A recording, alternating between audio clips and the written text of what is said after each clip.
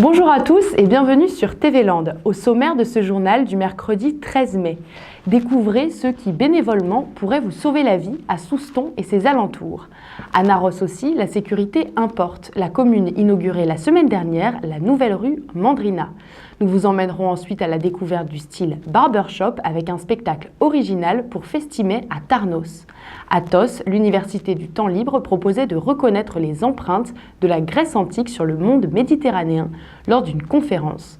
Nous terminerons ce journal avec notre série Beau Travail et le métier de développeur informatique. Vous êtes pris d'un malaise ou victime d'un accident, que peut-il bien se passer ? À Souston, les bénévoles de la protection civile nous ont ouvert leurs portes pour connaître les bons réflexes. Vêtus de bleu et d'orange, boots noirs aux pieds et sacoches rouges sur l'épaule, vous les avez sûrement croisés aux différents événements sportifs et culturels. Ces bénévoles composent la protection civile. Le 2 mai à Souston, ils avaient ouvert leurs portes. Basée au centre de secours Hubert Dosbach, cette première édition s'est vue riche en informations. Dans le programme de la journée, il y avait divers ateliers. Donc la découverte du massage cardiaque et de l'utilisation du défibrillateur. Il y avait un atelier de PLS, donc position latérale de sécurité sur des personnes donc, qui sont inconscientes.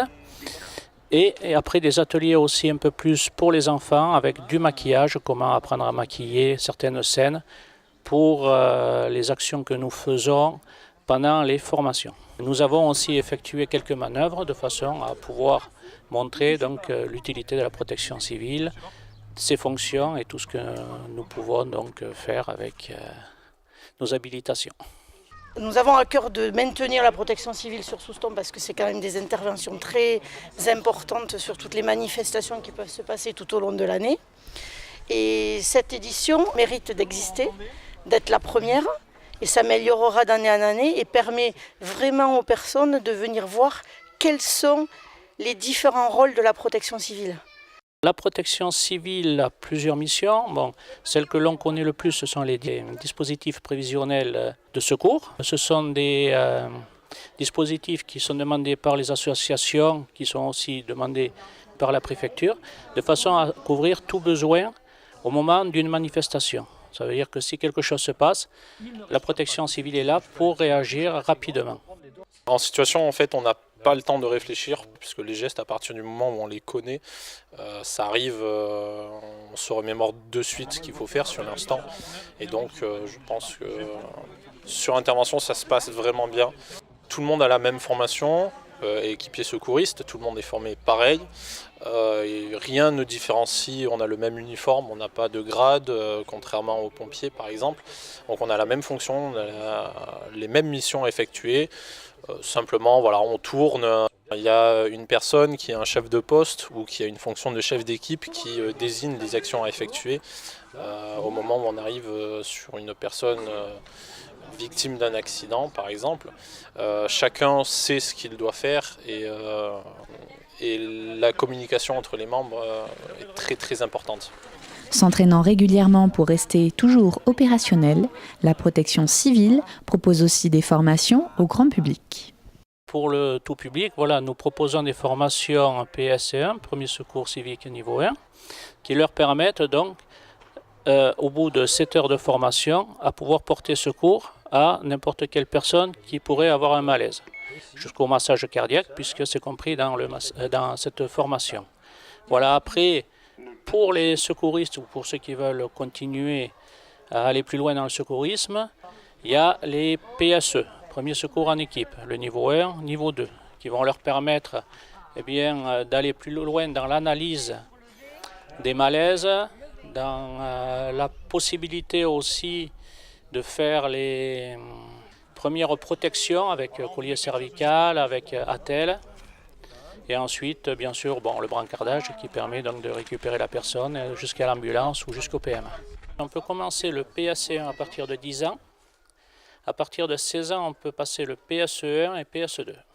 Saignement, fracture ou malaise, la protection civile continue de secourir et d'informer sur son rôle, de quoi motiver les plus jeunes à porter un jour l'uniforme bicolore.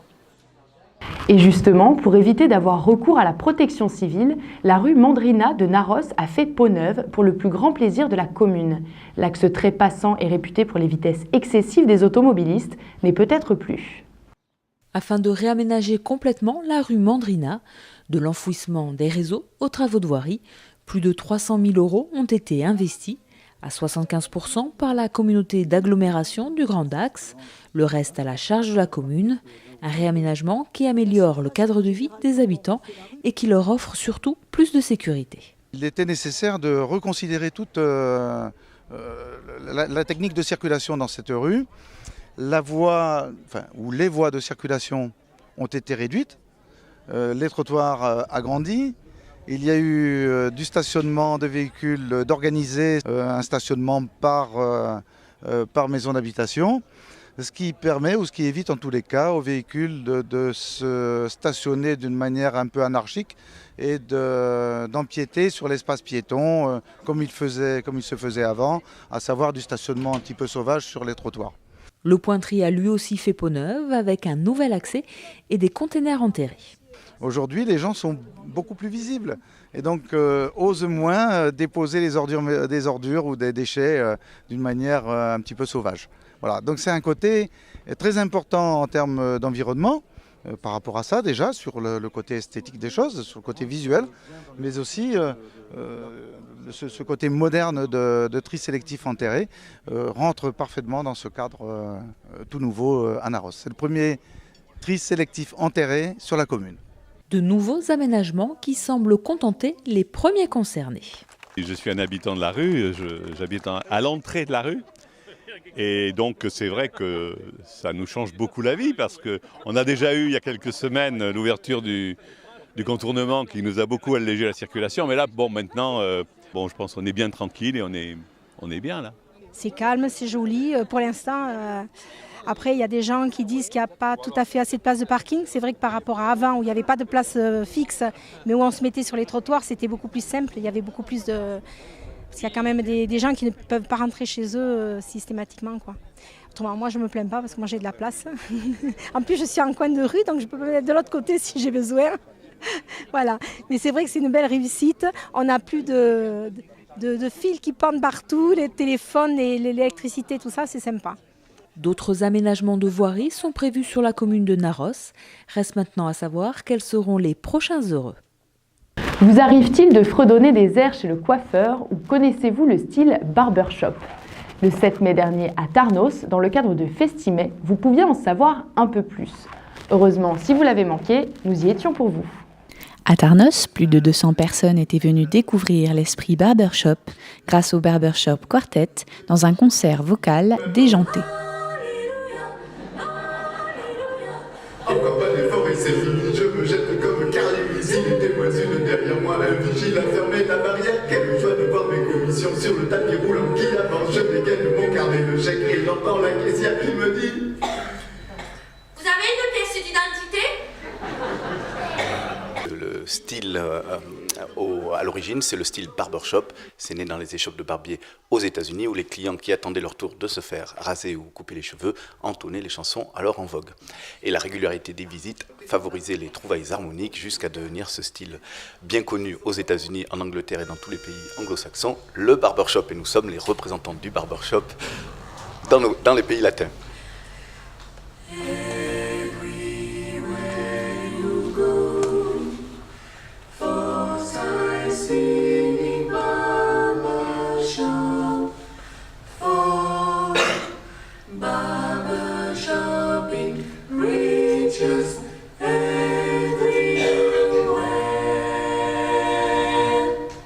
C'est un style vocal très sophistiqué avec des harmonies à la fois très savantes, mais sur des mélodies populaires.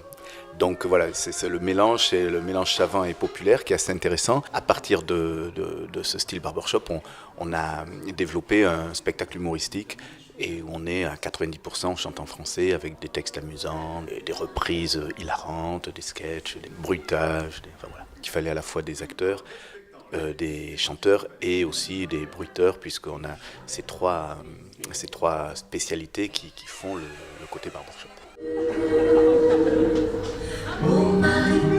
reviens à la maison, on t'a tous pardonné, et ton petit garçon, Joseph le coquet, prêt à l'accepter, à condition qu'il ne se fasse pas remarquer. Tout se mélange en fait. Il y a des chansons, il y a des sketchs, il y a des chansons sketch, il y a des montages, des petits zappings, des enchaînements. Bruno, c'est un peu le monsieur loyal, le monsieur sérieux qui présente. Marie, c'est plutôt la Castafiore qui fait la tête. Il y a Cécile qui est l'autre chanteuse mais qui est plus naïve. Et moi je fais un peu tout, le bruitage, un peu gagman, un peu bruiteur, un peu grand dadais, chien fou.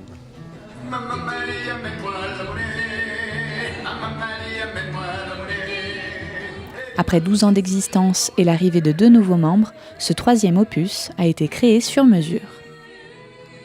Tout le spectacle est nouveau. Et donc nous, Cécile et moi, on est les 2 nouveaux du groupe parce que le groupe a été refondu. Donc il y a une nouvelle équipe. Donc ça a permis aussi de trouver des nouvelles idées. Il a été plus écrit sur mesure, le 3e spectacle. C'est-à-dire que les premiers on a adapté ce qui a été écrit, c'est les gens qui se sont adaptés. Là, ça a été écrit sur mesure pour les personnes qui participaient au projet. Donc, et les personnes qui participaient au projet ont aussi beaucoup plus contribué à créer leur personnage. Et c'est plus facile par rapport surtout aux voix, parce que moi par exemple je suis basse, Bruno il est plutôt baryton ténor, Cécile est plutôt alto mezzo et Marie plutôt soprano. Donc au moins là musicalement c'était écrit déjà pour nos tessitures, donc c'était plus facile.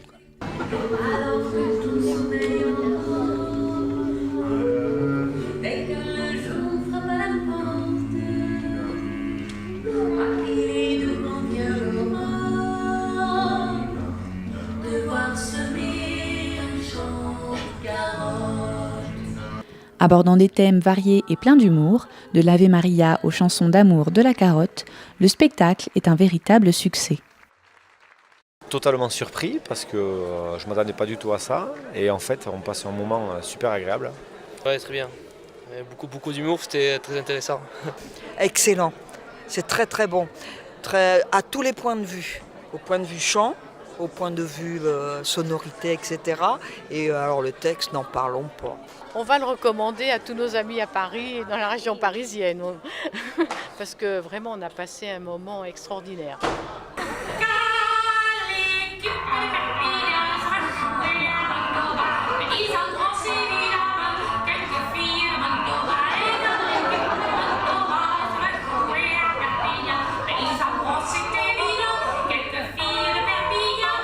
Bien qu'un 4e opus soit en préparation pour 2016, celui-ci n'a pas fini de régaler les publics. On a 16 dates à Paris, donc ça va être bien. Avec l'objectif de passer chez Patrick Sébastien.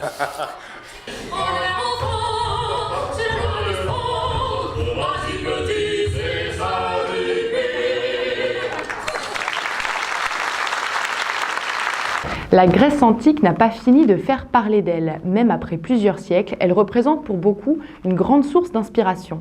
Le 6 mai dernier, l'Université du Temps Libre de Landes-Côte-Sud proposait une nouvelle conférence à la salle intergénérationnelle de TOS, les empreintes grecques sur le monde méditerranéen. L'Université du Temps Libre propose de découvrir la Grèce antique grâce à Jean Hayet, helléniste et professeur honoraire de l'Université de Pau. Il souhaitait un cycle de 3 conférences. Donc la première que j'ai donnée il y a un mois environ avait pour titre « Alexandrie, capitale intellectuelle du monde antique ». La seconde aujourd'hui, « Empreinte grecque sur le monde méditerranéen ». Et la troisième dans un mois environ, la démocratie athénienne peut-elle être un modèle pour nous ? C'est devant une quinzaine de curieux que ce passionné a mené à découvrir cette grande civilisation. Celle d'aujourd'hui, les empreintes grecques, voilà, nous sommes plus de 2 millénaires après le monde grec. Or, nous avons dans différents domaines des empreintes certaines du monde grec. La France, c'est le pays des mathématiciens, c'est l'un des grands pays des philosophes. Or, la philosophie est née en Grèce. Nous sommes de plus en plus un monde scientifique, un monde où le progrès technique domine tout. Et ce progrès technique la science, elle se fait avec la seule raison, elle ne se fait pas avec autre chose. L'activité rationnelle, voilà, elle est née dans un lieu très précis, c'est dans la Turquie actuelle, mais qui était grecque à l'époque, en Ionie. Et donc c'est là que, pour la première fois, les gens se sont dit, voilà, nous avons une raison, nous ne nous contentons pas des explications théologiques de la religion. Ça nous paraît tellement naturel d'utiliser notre raison. Mais quand on remonte à l'époque, toutes les civilisations anciennes sont dominées par la religion. L'égyptienne, c'est une civilisation essentiellement religieuse. La mésopotamienne, religieuse aussi un peu moins, mais religieuse. Et donc, ils n'ont pas banni le religieux, ils ne sont pas proclamés athées, mais ils ont pris conscience, nous avons une intelligence rationnelle, et donc c'est à elle que je veux faire appel pour m'expliquer un petit peu ce que c'est que l'homme, ce qu'est l'univers, etc. C'est l'un des legs fondamentaux. Notre civilisation occidentale, pour ceux qui l'acceptent comme pour ceux qui la rejettent, elle apparaît avant tout, je crois, comme un monde qui est fondé sur la raison. Et le dernier point que je développerai, c'est la politique, en faisant remarquer que le mot politique déjà est un mot grec, et que la politique, au fond, c'est le souci de la polis, c'est-à-dire d'une communauté humaine qui décident de vivre ensemble en faisant ce qu'on appelle aujourd'hui un pacte républicain, en se dotant de règles communes. Donc la politique, on peut dire aussi, est une invention grecque. En conclusion, sans en avoir conscience, nous vivons dans une société directement influencée par cette civilisation qui, 26 siècles plus tard, continue de passionner et d'interroger.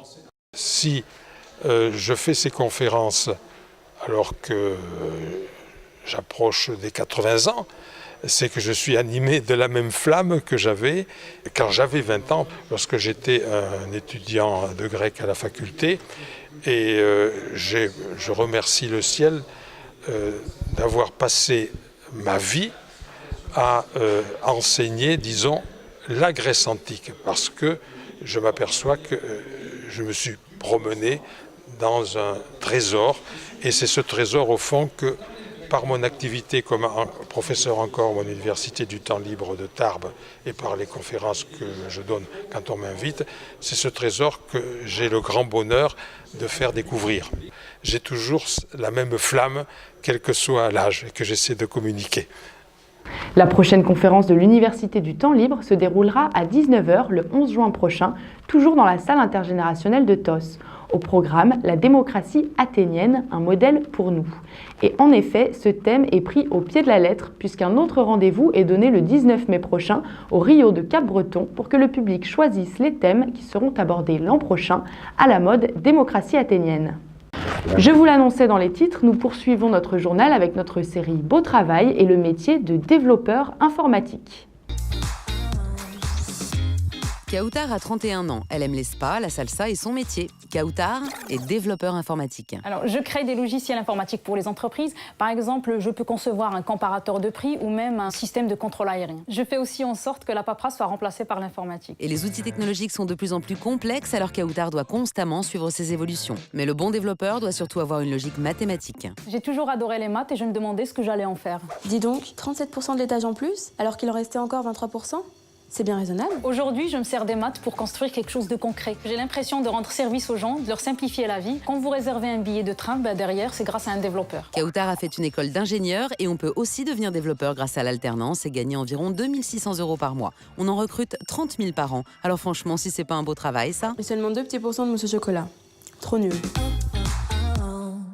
C'était Beau Travail avec le MEDEF. En bref, le week-end du 1er mai dernier voyait la consécration de la triplette mixte tyrosaise, vice-championne des Landes de pétanque. En effet, Raymond Skoronek, Valérie Besse et Michel Cotte obtenaient le magnifique titre de champion d'Aquitaine. Un parcours sans faute devant un public tyrosais venu nombreux pour soutenir leur équipe. Vous êtes plutôt bon photographe, inscrivez-vous sur Facebook au concours photo Trouvez l'Europe près de chez vous. Tous les Aquitains peuvent participer jusqu'au 22 mai et tenter de gagner un lot.